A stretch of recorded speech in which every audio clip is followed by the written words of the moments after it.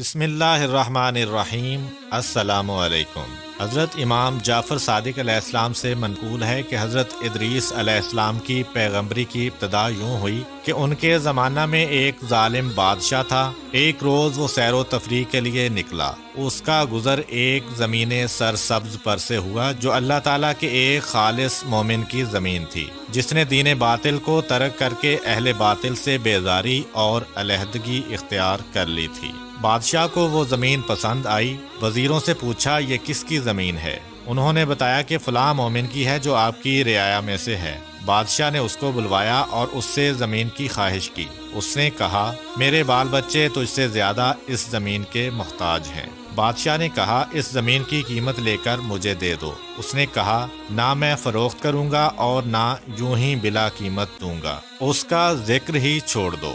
بادشاہ کو غصہ آیا اور اس کے تیور بگڑ گئے۔ اسی حالت میں غضبناک اور متفکر واپس ہوا۔ اس کی ایک زوجہ ازارکا میں سے تھی جس کو وہ بہت چاہتا تھا اور اکثر اس سے مشورہ کیا کرتا تھا۔ جب وہ اپنے دربار میں بیٹھا تو اس عورت کو بلایا۔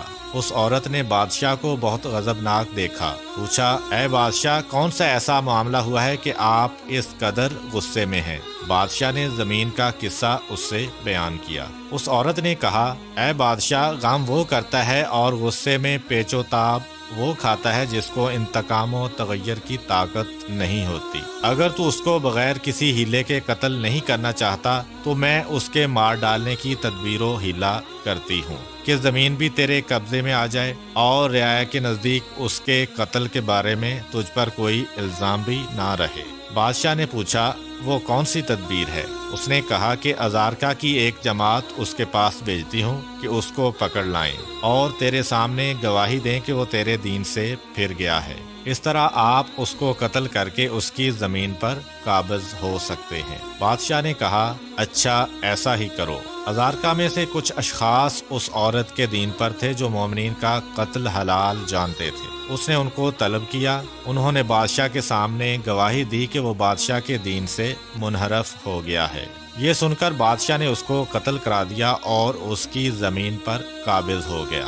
اس مومن کے قتل کی وجہ سے حق تعالی غضبناک ہوا اور حضرت ادریس علیہ السلام کو وحی فرمائی جس کے الفاظ کچھ یوں ہیں تو نے اس مومن کو قتل پر اکتفا نہ کیا بلکہ اس کی زمین بھی غصب کر لی اور اس کے اہل و عیال کو محتاج و مجبور کر دیا۔ مجھے اپنے عزت و جلال کی قسم ہے کہ قیامت میں اس کے بدلے میں تجھ سے انتقام لوں گا اور دنیا میں تیری بادشاہی مٹا دوں گا، تیرے شہر کو برباد کر دوں گا اور تیری عزت کو ذلت میں تبدیل کر دوں گا اور تیری عورت کا گوشت کتوں کو کھلا دوں گا۔ کیا میرے صبر اور برداشت نے جو تیرے امتحان کا باعث تھا تجھ کو مغرور کر دیا ہے؟ حضرت ادریس علیہ السلام اس کے دربار میں پہنچے جبکہ وہ دربار میں بیٹھا ہوا تھا اور اس کے گرد اس کے اصحاب بیٹھے ہوئے تھے۔ آپ نے اس سے فرمایا اے جبار میں خدا کا رسول ہوں۔ پھر اسے اللہ تعالیٰ کا پیغام پہنچایا۔ اس نے کہا اے ادریس علیہ السلام میرے دربار سے نکل جاؤ،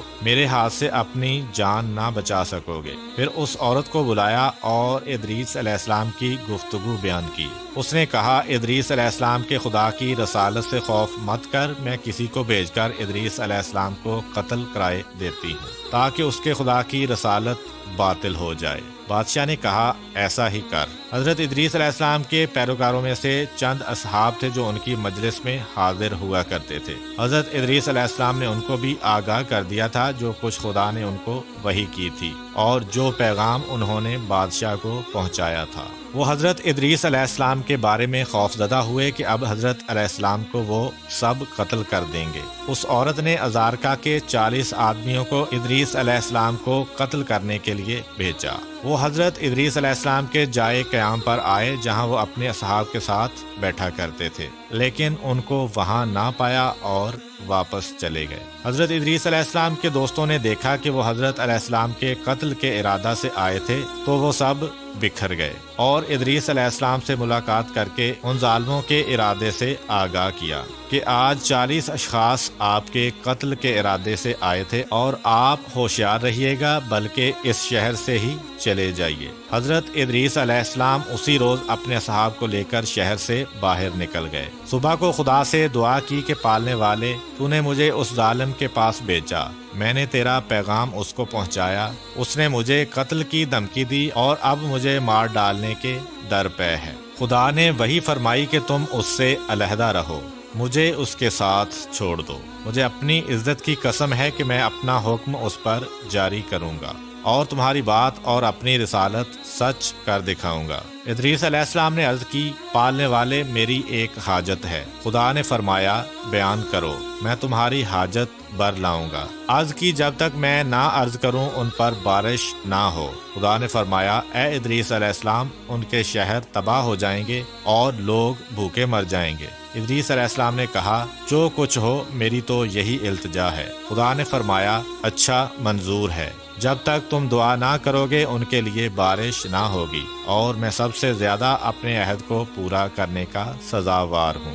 یہ سن کر ادریس علیہ السلام نے اپنے اصحاب کو آگاہ کیا اس سے کہ جو کچھ خدا سے دعا کی تھی اور جو کچھ جواب ملا تھا، اور فرمایا، اے میرے دوستو، اس شہر سے دوسرے شہروں میں چلے جاؤ۔ وہ 20 اشخاص تھے، سب دوسرے شہروں میں متفرق ہو گئے، اور تمام شہروں میں یہ مشہور ہو گیا کہ ادریس علیہ السلام نے خدا سے ایسی دعا کی ہے۔ ادریس علیہ السلام خود بھی ایک بلند پہاڑ کے غار میں جا کر پوشیدہ ہو گئے۔ خدا نے ایک فرشتہ کو ان پر موکل فرمایا جو روزانہ شام کو ان کے پاس کھانا لایا کرے۔ وہ حضرت ہر روز دن کو روزہ رکھتے تھے، شام کو فرشتہ ان کے لیے کھانا لاتا تھا۔ ادھر خدا نے اس بادشاہ جبار کی حکومت برباد کر دی، وہ قتل کر دیا گیا، اس کا شہر مٹا دیا گیا اور اس کی عورت کا گوشت کتوں نے کھایا، اس سبب سے کہ اس مومن پر اس نے ظلم کیا تھا۔ پھر اس شہر میں ایک دوسرا ظالم سرکشی کرنے والا پیدا ہوا۔ اسی طرح 20 سال گزرے کہ ایک قطرہ پانی کا نہ برسا۔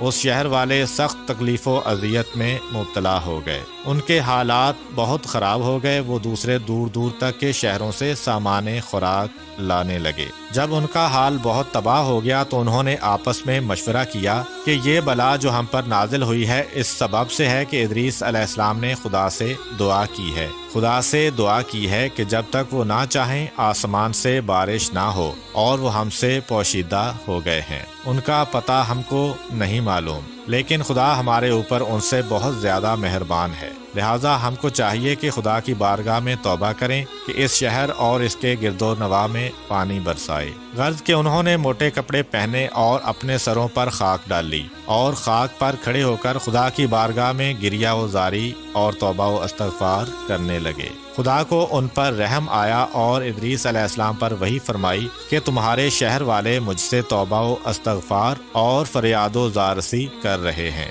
اور میں خدائے رحمان و رحیم اور توبہ کا قبول کرنے والا ہوں، گناہوں کو معاف کر دیتا ہوں۔ میں نے ان پر رحم کیا اور ان کے بارش کے سوال کو پورا کرنے میں کوئی امر مجھے مانے نہیں ہے، مگر یہ کہ تم نے مجھ سے سوال کیا تھا کہ جب تک تم دعا نہ کرو بارش نہ کروں گا، لہٰذا اے ادریس علیہ السلام مجھ سے طلب کرو تاکہ میں ان پر بارش بھیجوں۔ ادریس علیہ السلام نے عرض کی، نہیں پالنے والے، میں تو نہیں سوال کرتا۔ پھر وہی ہوئی کہ بارش کی دعا کرو۔ ادریس علیہ السلام نے پھر انکار کیا تو خدا نے اس فرشتہ کو وحی کی جو ان پر کھانا لے جانے کے لیے مقرر تھا کہ ادریس علیہ السلام کے لیے طعام نہ لے جائے۔ جب شام ہو گئی اور کھانا نہیں پہنچا تو ادریس علیہ السلام بھوک سے بے چین ہوئے، لیکن صبر کیا۔ دوسرے روز پھر کھانا نہیں آیا تو ان کی بھوک اور تکلیف اور زیادہ ہوئی۔ تیسرے روز بھی جب کھانا نہ ملا تو ان کی بے چینی بہت زیادہ ہوئی اور صبر نہ ہو سکا۔